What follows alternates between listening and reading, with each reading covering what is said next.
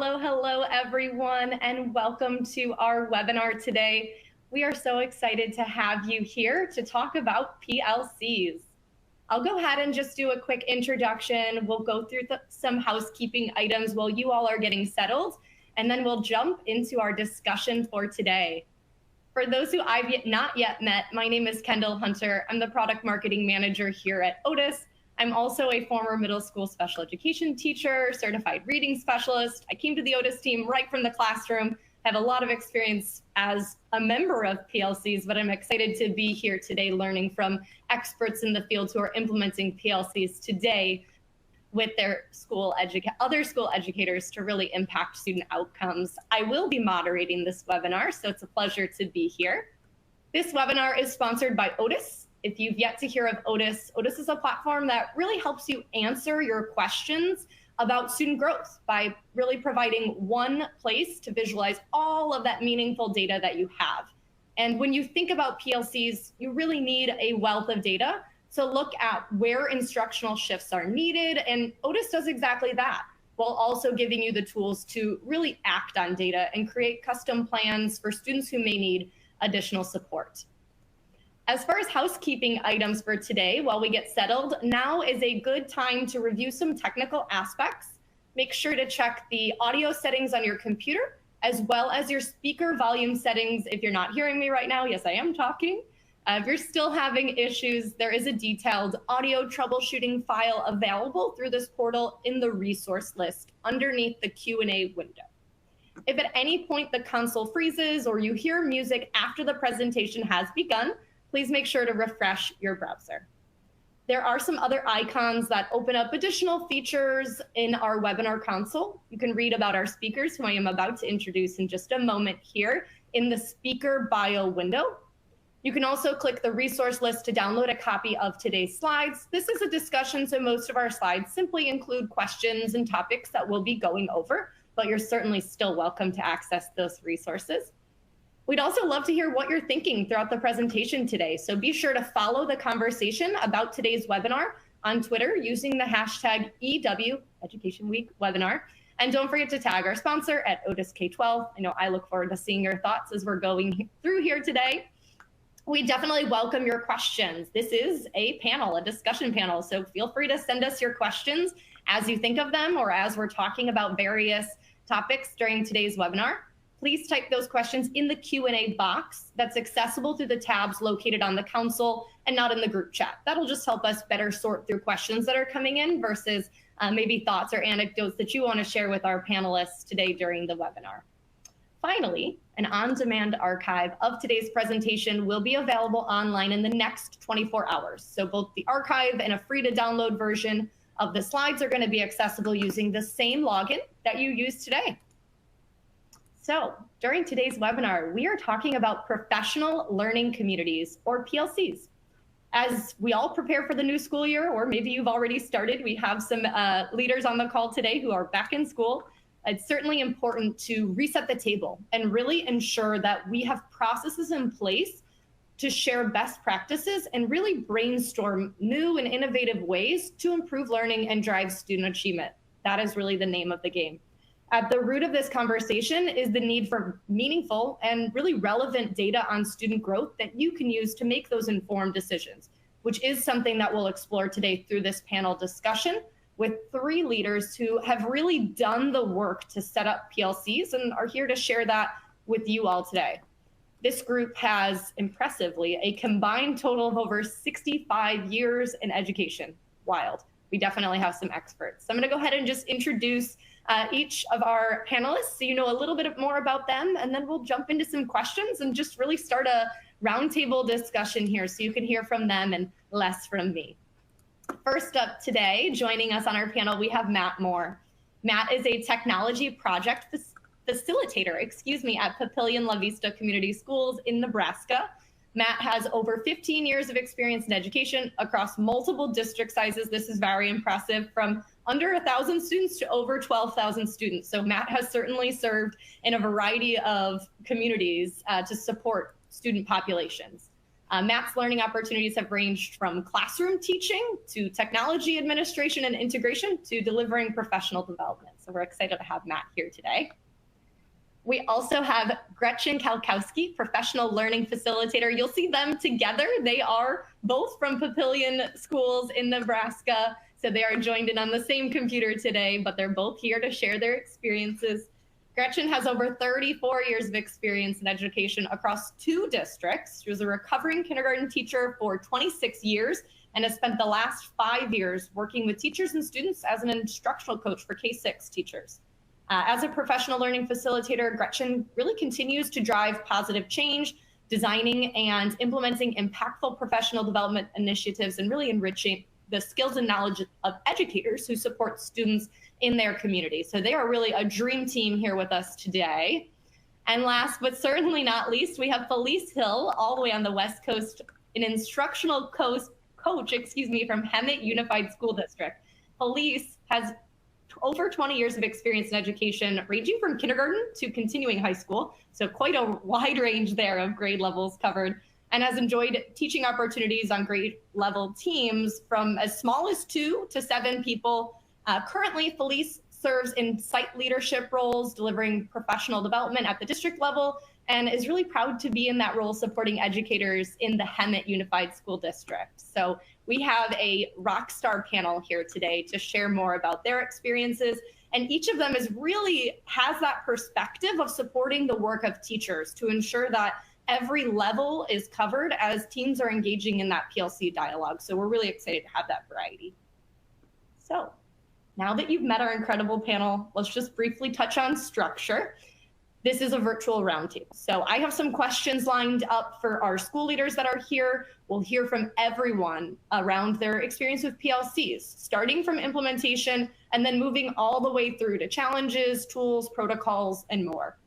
If you have questions for our panels, I already see a good one in there. For our panel, go ahead and pop it in the QA. I might sprinkle it in at the right section or at the end, pending time, or we may answer in writing. It'll just kind of depend on how we're doing, but I want to set the stage here and just really jump into the background of each district and where they are at. So without further ado, we are going to start our panel discussion here today. And I'd love to start by hearing from our duo at the Papillion, on the Papillion team here in Nebraska. Matt and Gretchen, hi and welcome. Would you mind starting us off?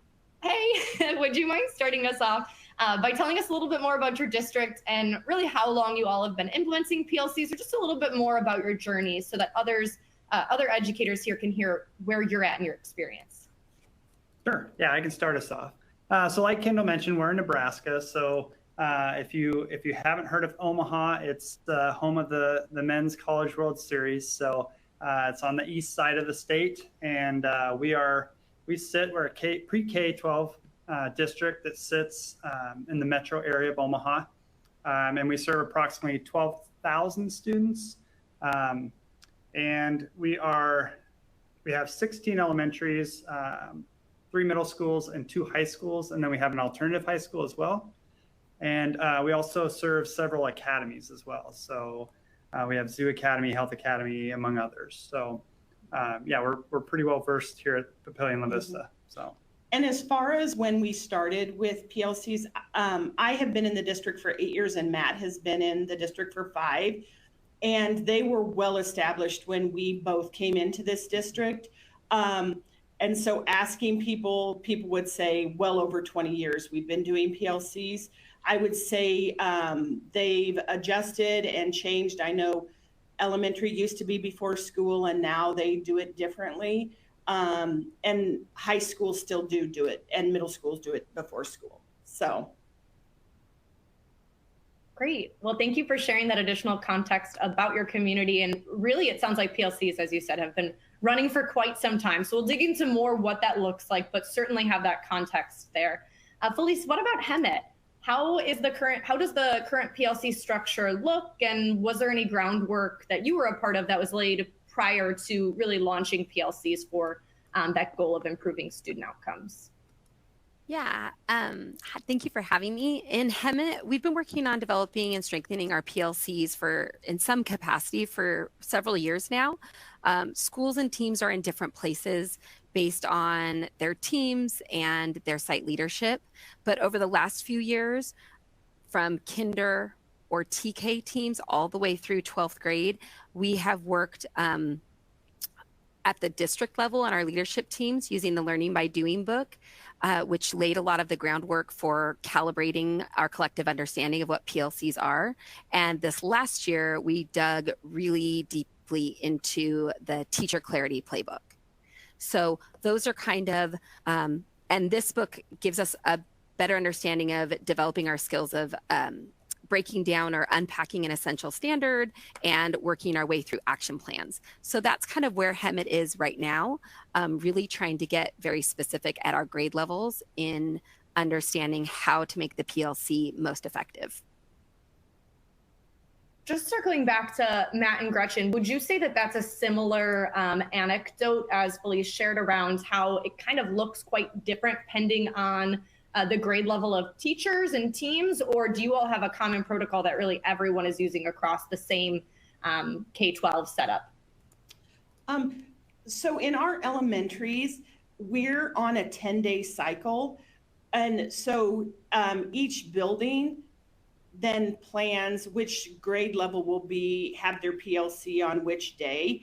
So kindergarten might be day 3, and it's every day 3. And the reason we don't do every other Wednesdays is because our 10-day cycle doesn't keep going when we don't have school. It's only kid contact days. So then everybody is guaranteed to have their PLC no matter where the school break falls or where kids are out of school. The only exception would be like a snow day. And so then in each of those 10 days, on your day that you have PLC, people that are part of that are your principal, your instructional coach, counselors, and the teachers that are on that team. But if there needs to be the school psychologist or the speech pathologist, or we need to invite other people to help us create our plan for students, or we need anybody, then those are invited. So that's kind of how our elementary is set up. That's super helpful context. That 10-day cycle makes perfect sense in terms of how you all are rotating through that. And that kind of is a great segue into our next discussion topic here, really around how this is structured. So I know you shared a little bit more about the elementary level. I guess to kind of dig into that further, who leads the meetings at Papillion? Who's part? We've kind of talked a little bit about different stakeholders hopping in, but how exactly does that structure feel, or how structured are they, I guess would be another question. I would say they're very structured. As an instructional coach, when I was an instructional coach, the administrator and I probably ran them more than the administrator, but we had very intentional planning around each of the PLCs. We were rounds of PLCs. And so we might set up a schedule looking at like, when are we doing map testing? And we would make sure that then the next round of PLCs would be around looking at that data and asking questions and making plans based on that. Sometimes, several times every 6 weeks, they'd be on student concerns. So this is where teachers would bring kids, and any of the PLCs, they could bring kids that that were on student concerns. But sometimes they'd be about our ideal goals, and we would reflect with them. Sometimes it was planning part of a unit. And sometimes teachers would get to choose, the group would get to choose, but we kind of set up the structure, and always kids were at the front of our thoughts. So if there was a student we needed to have conversations about and we had PLC that day, that is probably took precedent over anything else. But the other thing about how we did this is it was an expectation that teachers would put data on students or what they wanted to talk about in the document so that we all had access. And then when we were meeting as a group, it was all hands on deck, and we weren't digging through data and spending our time doing that. We had it all there for us. That's huge. I feel like that, having been in PLCs myself, I feel like half the time was we were pulling up spreadsheets, we had it up on the smart board, we're entering in the information, and then it's, you start hearing the moseying of students in the hallway. Mine were before school, and it was like, oh my gosh, okay, we got to get ready for the kids to come in. We haven't even come up with the plans yet, and it was like this cycle of that. So I think that is a huge benefit to set that expectation, and I think that's certainly appreciated by all who are there too, to maximize the time. I would say, Kendall, one other thing that I would add is that our district also has 11 staff development days in which building can use those that time to train their staff or their team. We might hold some district professional development, like as we're onboarding with Otis, like that's a time where we are going to take advantage of that time to do some onboarding.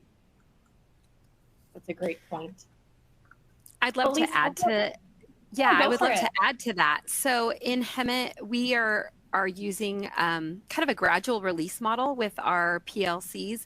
We have our site leadership joining a district leadership team that works through that teacher clarity playbook, where we're identifying our essential standard and identifying a learning progression and learning intentions for that based on that standard. And our district leadership team is walking the site leadership teams through that process. And then we come back to our site, and there are pre-established staff meeting dates, and we also have team collaboration dates. And so at our staff meetings, we have set aside time to walk through that process with our whole staff. And so our leadership teams take the helm, but it's in a room where there's multiple people who've already gone through that process at our district leadership level. And so then we have time to work through that, identifying and unpacking the standard, creating our learning progressions, identifying our learning intentions. And then from there are predetermined grade level meetings, and a chunk of time is set aside for our PLC, which is specifically to ask the questions of what is it that we want our students to learn, and how are we going to know whether they've learned it? And so that set aside time for our PLC is going through those continued steps at the grade level meetings. And so we have leadership team members who go in and support that, but our lead teachers often do the facilitating at the grade level meetings for their PLC work. This year, we're really working on trying to pull in additional team members to take on leading those meetings every once in a while, just to try to continue to build all of our leadership capacity. I think that's fantastic. And I think there's some questions coming in from our audience on a similar note there, just around that ownership piece. As you mentioned, there's a lot of groundwork that has to be laid and a lot of leadership for these conversations. There was a question from Beth Clemens, who's here with us today, and this is for Matt and Gretchen. The question here is, does the instructional coach always attend the PLC meetings? This was in reference to that 10-day cycle you shared. Does the instructional coach always attend the PLC meetings, or do teachers sometimes have the autonomy to maybe follow an agenda and implement it on their own? And if I had to guess, this is probably rooted in staff limitations. We don't all have, not all schools have perhaps, instructional coaches readily available. And how do we almost, as Felice said, that kind of gradual release of responsibility? So I'm guessing there might be some themes there. Yes. Sure. I would say for us, the instructional coach is at every one of those. We're lucky that we are available to do that. I don't know if I mentioned this earlier, but we hold our PLCs from 2:30 to 3:45, and our students don't get out till 3:05. So how they cover those students is like our special teachers, like our art teacher, our PE teacher, our music teacher, they will take those kids. And it's also kind of an enrichment time for like the art teacher to do another activity with that group of kids. So they cover so that everybody can be there, which I feel like we're very lucky that we have that's been set up for us. As far as the middle school and high school go, they have late start every Wednesday, and that's how they're able to sustain that and they don't have instructional coaches at the middle or high school. They have team leaders. Yep. Department heads or team Yeah. leads. And middle school has team plan too. So it does sound like would this be safe to say, Felice, I may need to have you answer this again, but there's a question around that protected time. And I think this is, one of the biggest questions, was actually kind of a lead into one of the questions I had, is around that time, and how do you ensure that? Does everybody use protected contractual time for their PLCs, or is anything outside of the teacher's workday at either district?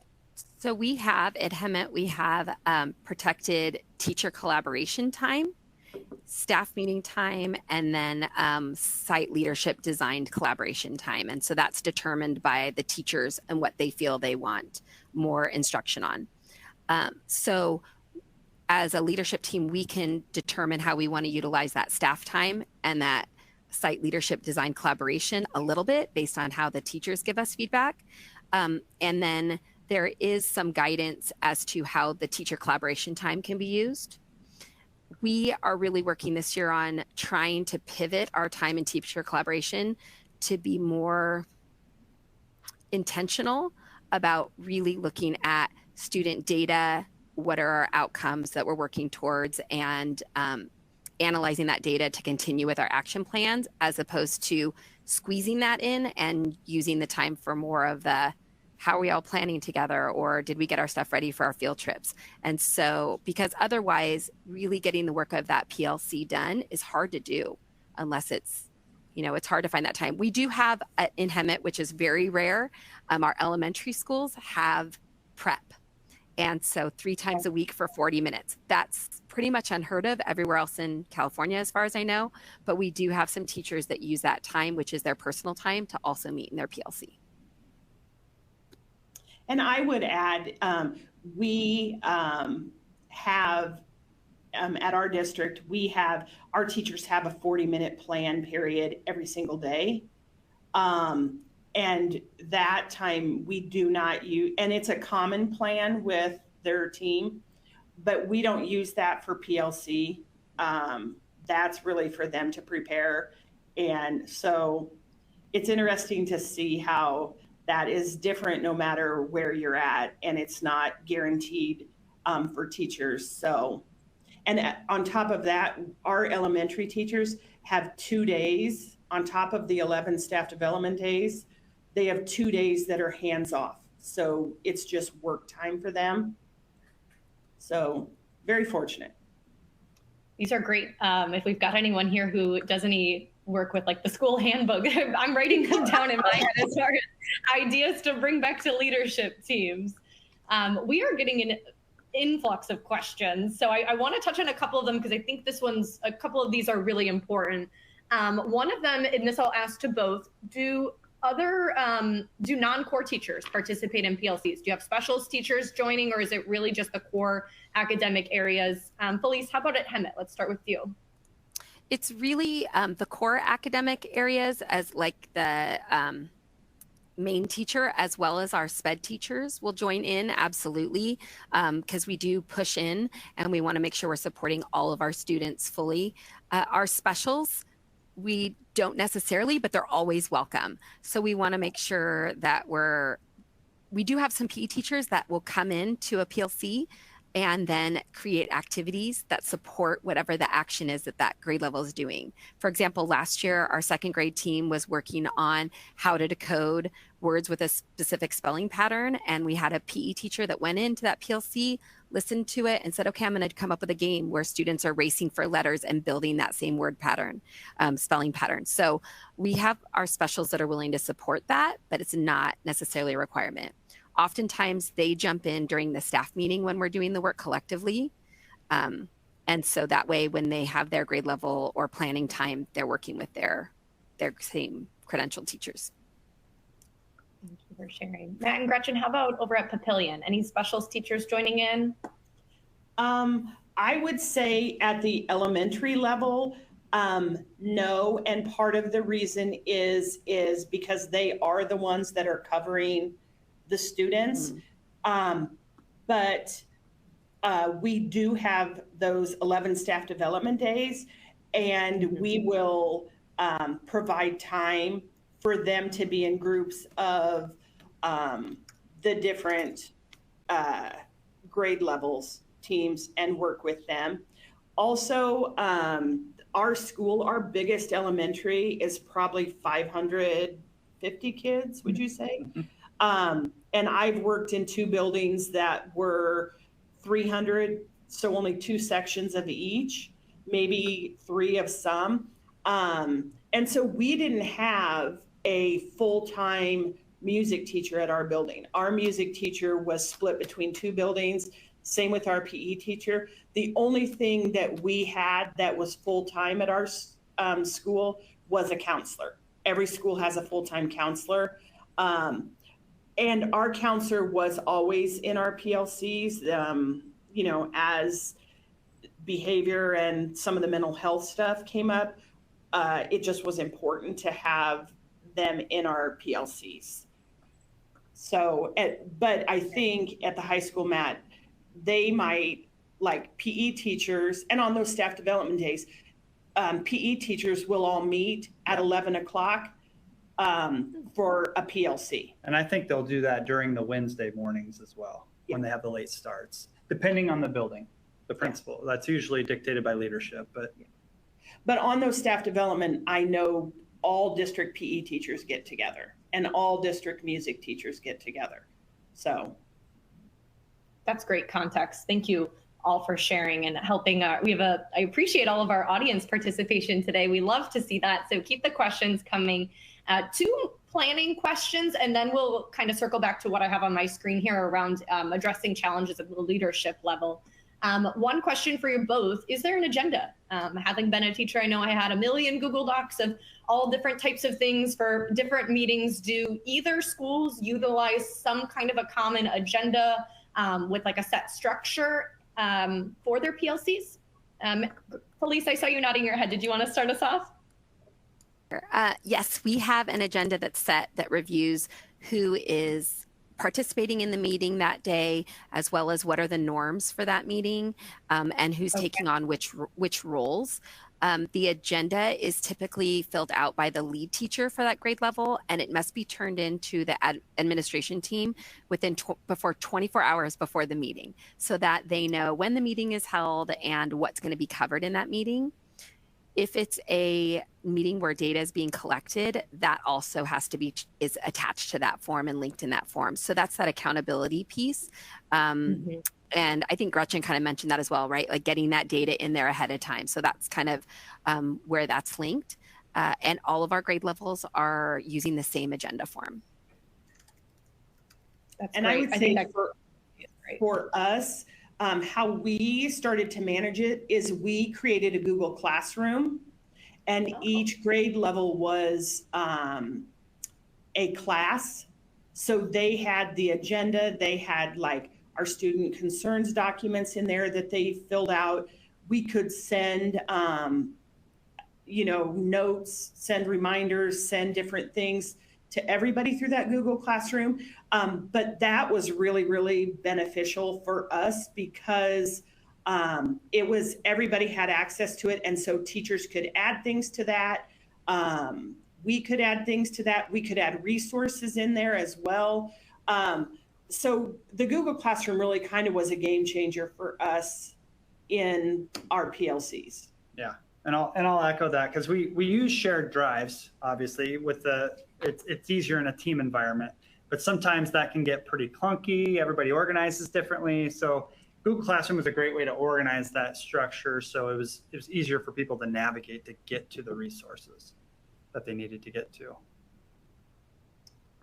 Thank you so much for sharing how you all are structuring that. As we think about, we've talked a bit about the setup here, and I am going to circle back to a question around content that we're talking about in a little bit here as we dig into it.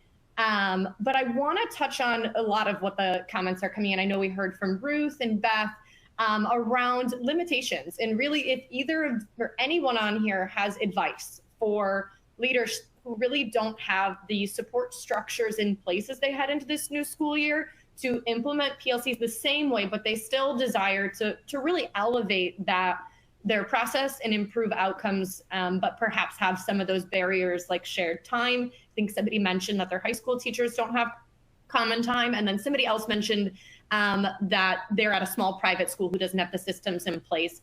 And we can just kind of go around and share, but any advice on maybe something small that they can start today that might have a big impact in the future if that dedicated time isn't there yet? Anyone want to start? Well, I will start. One thing that we did, we were having trouble having our special education have a PLC because they were filling out behavior charts and making copies at the end of the day. And so it wasn't like, I want to say is they weren't consistent and nothing good was happening there. And so we decided to have it before school. And then our administrator on those days let them leave when kids left. So we kind of traded some time with them. And it was a great opportunity because then a lot of them would plan their kids, appointments on that day, but that was really a game changer for us when it wasn't working in our regular structure. So we made some adjustments that way with our special ed team. Thank you so much for sharing that. Felice, did you want to jump in and share any advice for those in that scenario with the barriers? Yeah, I don't know if it's super helpful, but in Hemet, we have some outlier schools where they're hours away from other schools, and it's a very small team. There might be one for each grade level. So some of the strategies, I mean, I love Matt and Gretchen's suggestion of a Google Classroom, because if it's within the same district, you could be added to that Google Classroom and then still be a part of that conversation, even if you can't do it at the same time or meet at the same time or have a large team. I think that's a great way to do it. I think as far as a private school, I think we are so much stronger as educators collectively. And so reaching out to maybe community schools and saying, at your grade level, what kind of things are you discussing at your PLCs, or what standards are you thinking are essential, or how are you working through these difficult lessons? And just keep reaching out until you find someone who's willing to collaborate with you, because it's about our students and how they're successful. That's really the heart of a PLC. And so if I was at a private school and it was really small and I didn't have that time, I would reach out and see if there's a way for me to just get that information, even just through emails or chats. Thank you so much for sharing that. We are going to move forward onto a different topic, but keep those cute questions coming through the Q&A, because I'm going to sprinkle them in as we kind of cover the journey from start all the way to deep into what are we doing in those PLCs. I know we've talked a little bit about some of those roadblocks there, and I think Felice, Gretchen, and Matt, you all had great advice on that. I love the idea of being a part of a community and asking others nearby what they're doing, what's working. Just continuing to engage in dialogue like this is how we're all going to be able to share ideas with one another, and one of them will stick, resonate, and be something that we can at least try. So that open mind is just such a great idea. So I appreciate everyone keeping those questions coming and engaging in dialogue. I did want to circle back to one of the questions we have here is, around professional development that might have been provided at the start of the school year or along the way in PLCs to really maximize the time. And we've gotten some similar questions on this. Before we dig into this question, Felice, I was wondering if you could share one more time with the group, and I'm going to put it in the chat here, the name of the two books you shared that are the guiding professional development books you all are using. We did have that question come in from Kim in the chat here. Sure, and I'm going to type them in as well. So Learning by Doing, and the authors are Richard DeFore, Rebecca DeFore, Robert Eaker, Thomas W. Manny, and Mike Matos. But if you just type in Learning by Doing by DeFore, it'll come up. And then the second book, and there's a series of them, but this is really the heart of it, is the Teacher Clarity Playbook. And the authors for that one are Douglas Fisher and Nancy Frey, Olivia Amador and Joseph Ashoff. So those are the 2 books that we've been working on, I would say, in the last chunk of time. COVID kind of broke it up a little bit, so. Certainly. No, we appreciate those resources. Is there any other models that you are using in your PLCs? There's been a lot of questions around like documentation, information discussed. Is there anything like tangible within those books or protocols that you all are using over at Hemet? And if you want us to toss it to Matt and Gretchen while you pull it up, no worries. I know I'm putting you on the spot. Matt and Gretchen, how about you all? What about professional development to really maximize that time? I know you all are deep into PLCs for quite a long time here. Yeah, just like Felice talked about, like the gradual release, we sort of have that same model here where our admin has weekly meetings where they might be provided training on new things or different things. And then our instructional coaches have a monthly meeting that then it's the same thing is shared with them. And sometimes we have trainings where our coach and our admin come together and they come together, but then they share it with their, we call it SIP team, Continuous Improvement Process team. And they, then they help share the message in their building. The other thing that's really unique about our district is we have a personalized learning model. And that is where, in exchange for a day off, all teachers get 7 credits, and these aren't college credits, but 2 of the credits are provided by the building, so the administrator. So it might be, hey, read this article, and then on staff time, we're going to talk about this. And so there's a lot of great opportunities within that. And then also for that, we offer different classes that are not on contract time where teachers can earn those credits. And we have classes around data and how to use them, how to help students set goals, several technology courses, just a lot of different things. So we get a lot done during that. But mostly, I think sometimes at the district level, we'll have our directors create some PD, and then the facilitators will go out to buildings, and maybe on those staff development days, we'll deliver some of those. And Matt can talk to that too, because he does a lot of that. Yeah. Yeah. I mean, it's pretty much, we might get individual buildings or principals that come to us for certain, they've got a certain goal in mind for the building, and we might actually have provide some professional development for the building during one of those 11 days that they have that they can utilize for professional learning. Thank you so much for elaborating on that. I love the idea of providing those professional development credits, especially during this time. Teachers need credits. They're engaging in professional learning. That was never offered to me, but I think that's a fantastic way to ensure that the time is, both used to what it's discussed and protected, really. Yeah. In Hemet, the Teacher Clarity Playbook gave us a model. You probably can't see it, but it goes through like how to really unpack the standards and identify the concepts and skills that are needed for each student to have to be successful at that standard. And then we identified from there as a team, a grade level team, what learning progressions or stepping stones a student would need to be able to master that standard. And the more heavy standards or meaty standards took longer, and we had to be aware of that. Like, this is a standard I'm going to hit on all year long for my students to master, but what are those stepping stones to get there?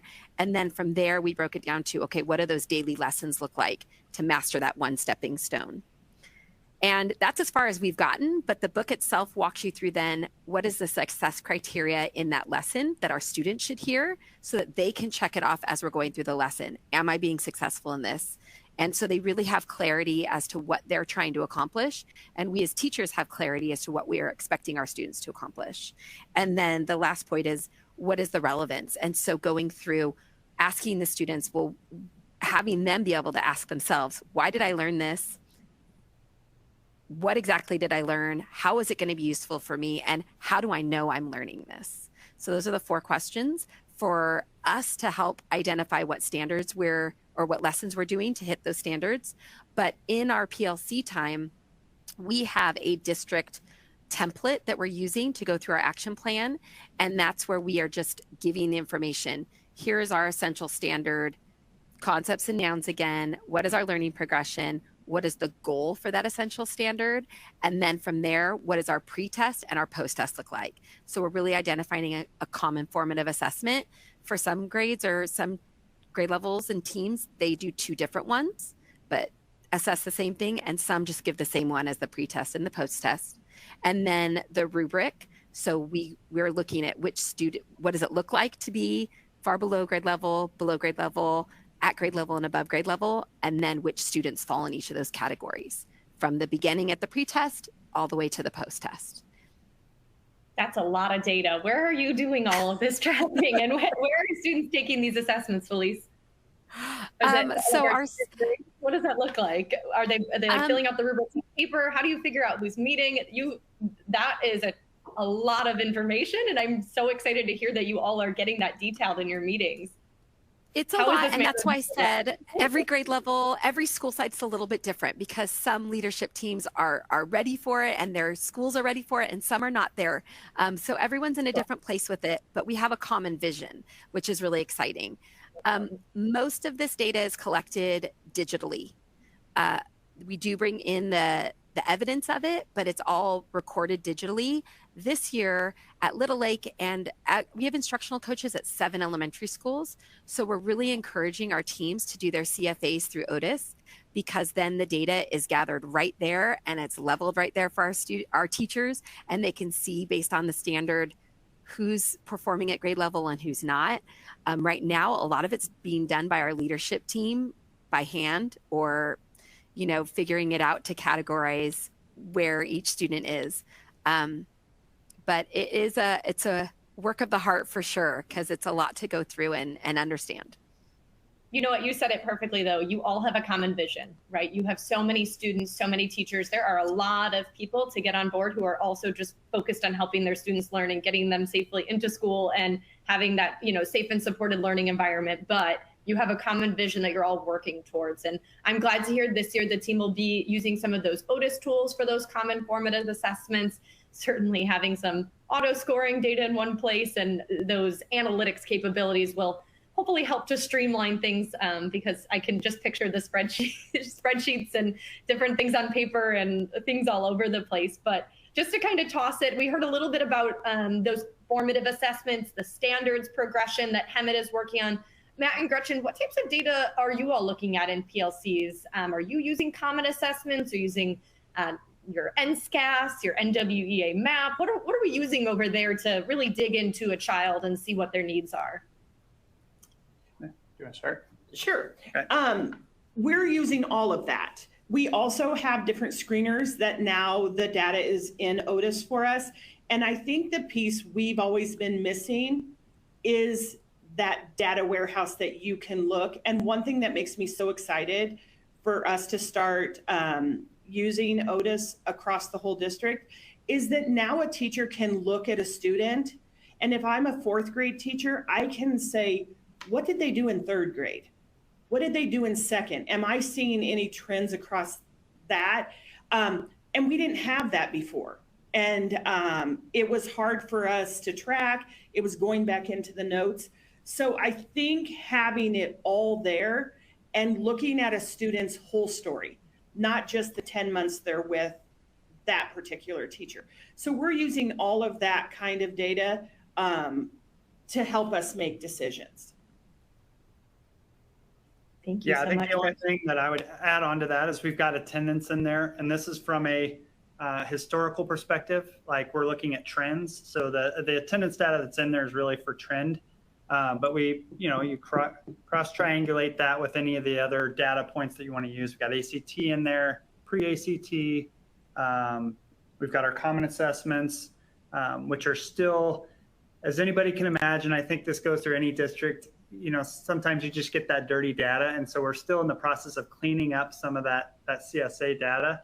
And we are piloting assessments with Otis as well. So we're hoping to get to the point where we're doing our common assessments in Otis, and it's auto-graded and auto-populated, and we're not sifting through spreadsheets as we talked about earlier. So yeah, we've got all sorts of data, NWA data, NSCATs, all that stuff's in there as well.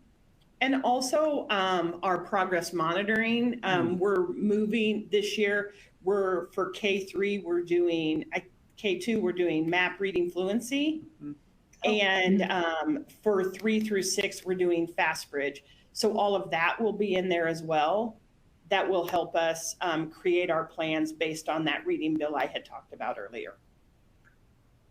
Thank you so much for elaborating on that. And I really like how you touched on multiple measures, but not just academic measures, right? Things like attendance. We have lots of schools who look at their SEL screener. I don't know if anyone is giving an SEL screener school-wide or has any just other types of data. That whole picture of a child that goes beyond just how they performed on NSCAS, which if you're not from Nebraska, I know I'm not, but I have learned over the years that's your state assessment, which I think is branded by NWEA maybe too. So many different assessments, or like CASP, is that or SBAC, CASP in California? We all have our different acronyms, right? Yep. If somebody was walking past, they'd be like, what the heck is she saying? What are these words? This is not real. This is gibberish. But we have so many different measures, and it's important to have that local context through those common assessments that you all are working towards in that vision, as well as, you know, those other measures that students inevitably participate in, and the attendance tracking as well here. I do want to just put in a quick mention of who Otis is while we're on the topic here, and then we will kind of get back into the questions. I see the Q&A is just rolling through with more questions, so thank you everyone for asking and kind of keeping that engagement high. These webinars, we certainly appreciate you being here and sharing all that. But if, as our panel here was talking about Otis, you're wondering, what the heck is Otis? What are they using it for? What can I use it for? How can it benefit me? This webinar is sponsored by Otis, and Otis really helps answer your questions about student growth by providing one place to visualize all of your student data. You heard from our team here the different types of data that they're visualizing in Otis, but it's different for every district based on their goals and the data sets that you use. So it can be data from measures like NWEA MAP, iReady, Renaissance, any of those programs, all the way down to formative, summative, common, maybe even benchmark assessments that are administered by teachers in the classroom, aligned to learning standards. All of that can really be tracked in Otis. And that can be side by side with data like attendance data or behavior data. It's really up to you as to how you visualize different types of data and what data is meaningful to your professional learning communities. But when it's all in one place, it certainly helps to remove that element of preparation. As many of the questions have come in today, we've gotten a lot of questions around, how do you prepare for this? Who gets the data in there? And the answer with Otis is that Otis gets the data into there for you so that you can pull up a child, as Matt and Gretchen referenced, and really see their history without having to, go through the Office cumulative files or whatever you may have been doing before. At least that's what I would do. Go get my big stack of folders and sit outside in August and just start marking things up and try to figure out who was in my class that year. But technology can help us in those ways to really streamline how we access information and make it easier, right? Technology should make things easier. The last thing that I'll mention about Otis is that in Otis, you can actually create plans. So we're not just a tool to help you visualize your data. We can help you visualize data and find out students that are struggling, find out students who need extension opportunities.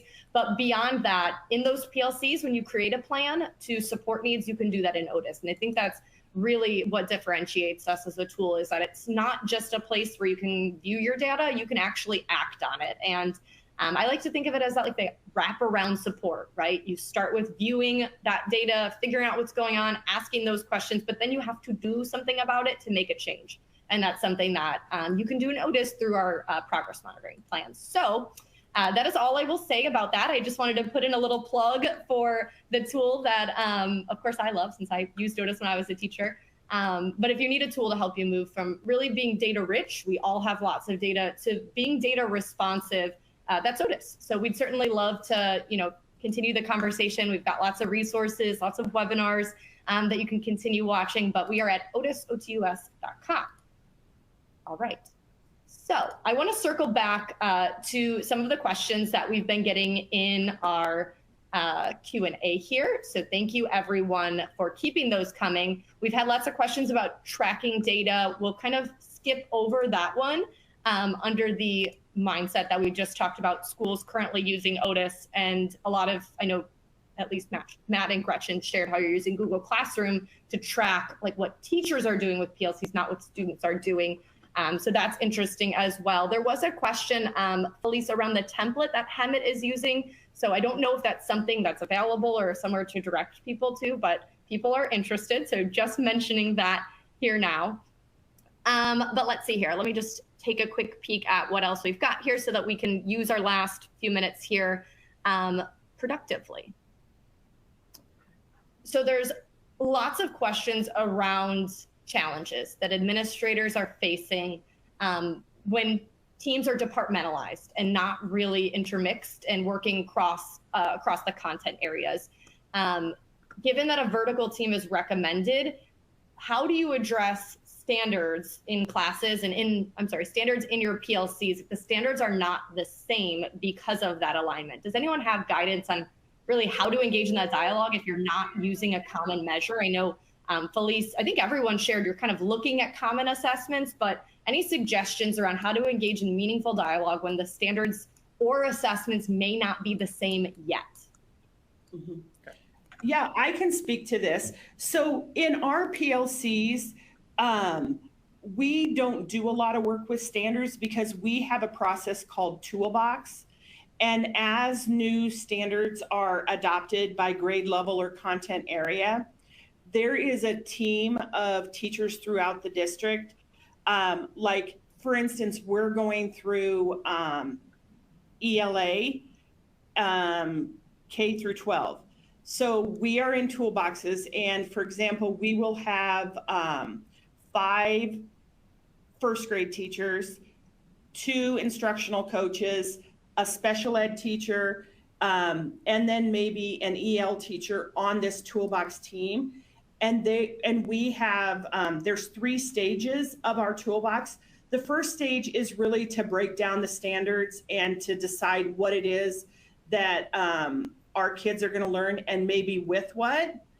And then they go to stage 2 where the assessments are written and what is the criteria that we know they'll be successful there. And then the third part is creating a unit plan and providing additional resources, or to make sure that we have enough resources that students can be successful, teachers can be successful, addressing all of those standards. So our PLCs are really focused on students and how they're performing and making plans, where our toolbox process is more of creating and breaking all of that down. Very helpful. Felice, did you want to add anything? I think that's awesome.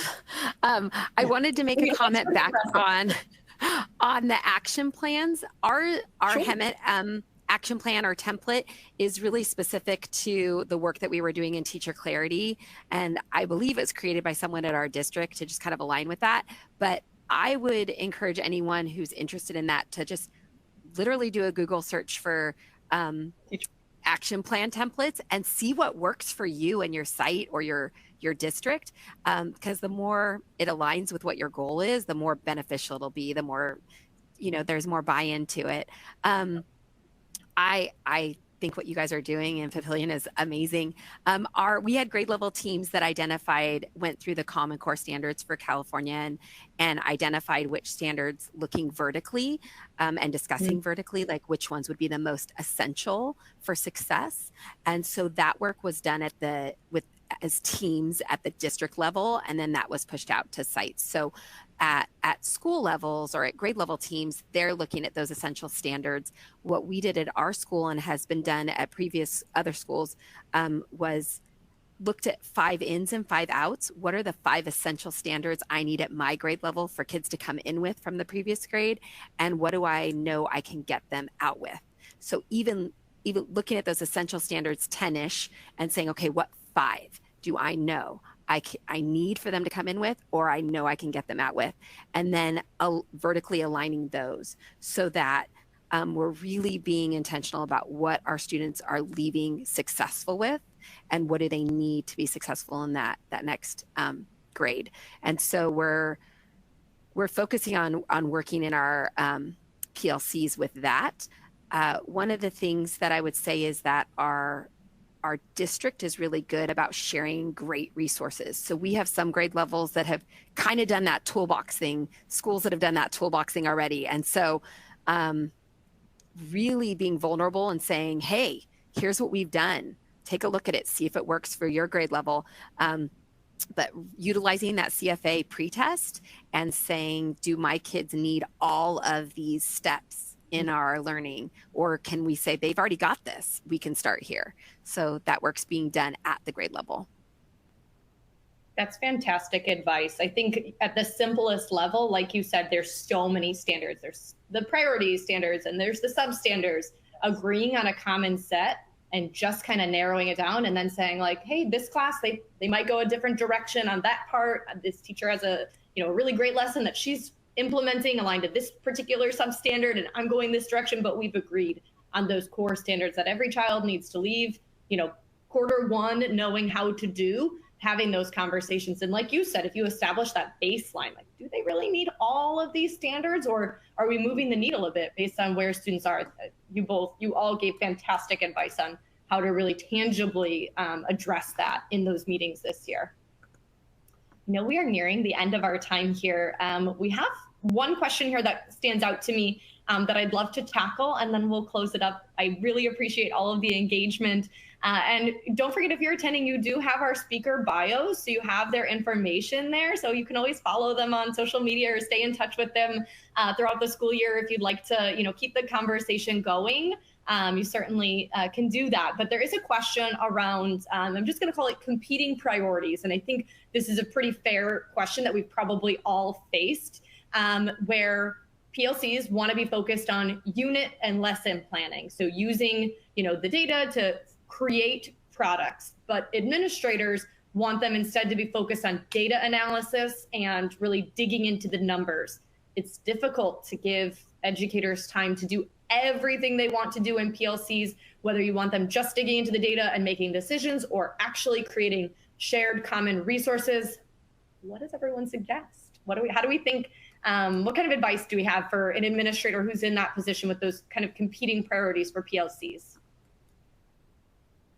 Matt and Gretchen, do you want to start us off, and then we'll throw it to Felice? Sure. I say the Google Classroom, again, is a great place to put some of those resources, and even templates that you can get teachers started can go into their folders, can go into maybe their work where they can be accessed. And when we did a Google Classroom, we had a map that had resources for map. We had, here's some formative assessment information, here's some ideas. So I would say utilizing a system like Google Classroom where you update it and everybody has access to that. Yeah. I always think of chunking, like when you have a big task, like chunking it up, like what exactly do you want them to do? Like what's the goal? And then just taking that big, because it's a lot when you're looking at all that data. So maybe taking a particular chunk of data that you want them to look at. And I don't know, I always think of chunking when I think of like just something that's super overwhelming like data, trying to chunk it up and make it measurable throughout the whole year. And I think another adding on to that is the questions that you're asking around the data, to have those prepared ahead of time so that you're moving teachers forward based on the questions. MAP has a really great document that we used that kind of had 4 parts, and one was predicting, one was, observing, explaining, and then building, and it gave examples for that. we use that a lot, but it's about the questions you're asking around, I feel like, is how you get good use of time. I think that's great advice. And something we didn't talk about is just data literacy, right? We all come to the table with different comfortability with data. I love numbers, but did I always love numbers? No. Sometimes when I would go into a different system and look at their visuals, I was like, I have no idea what this is telling me. And that could be the case for people when they're looking at various assessment scores. They're like, a scale score, what is that? Is a 320 good? Is it bad? What does that tell me? But giving teachers the questions to look for to keep them focused and really narrowed in on what you want them to get out of it. I think that ties back to a lot of like the pre-prep that we talked about earlier in this webinar around going into these meetings with a goal. But Felice, I'll toss it to you to just share any final anecdotes on that topic. Yeah, I don't know if there's anything I can add that would be better than that. I think really just making sure that as a leadership team, you know what you're wanting to see your teachers do or your teams do, and having a lot of clarity, communicating that through lots of different formats, right? At your staff meeting, through your email, and through Google Classroom or whatever avenue you're taking, to make sure that it's a consistent message and these are the things we're looking for. And I love how Matt said chunking, that gradual release of what are we going to work on now? Let's get good at that. And then let's roll out the next thing. I think also that presume positive intentions. Just we need to believe as a leadership team, believing that our teachers really want to do everything they can to see their students be successful, and that we're using that time wisely at our grade level meetings or at our staff meetings, and just continuing to develop that collective efficacy that all of our students are here to be successful, and what can we do to give them that boost to be successful. I think that's really all we can work towards. Yep, we're all on the same team. Yep. Very well said.